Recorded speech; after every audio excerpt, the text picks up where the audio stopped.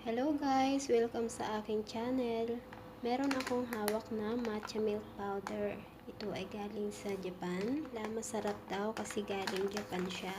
So, itatry na natin. Nga pala guys, meron ditong dalawang klase ng lalagyan ng matcha milk powder. Itong isa, nakabox siya at meron siyang 4 na pirasong sachet ng matcha milk. So, kung nagmamadali ka, pwede mo siyang gamitin. Buhos mo na lang. Open natin siya. Ayan. Merong 4. 4 lang siya.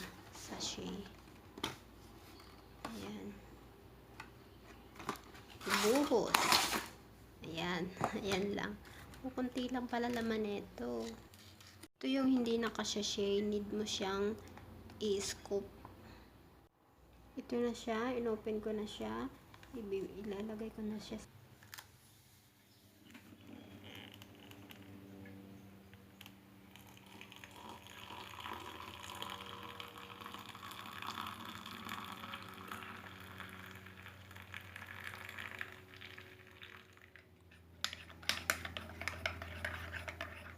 Okay.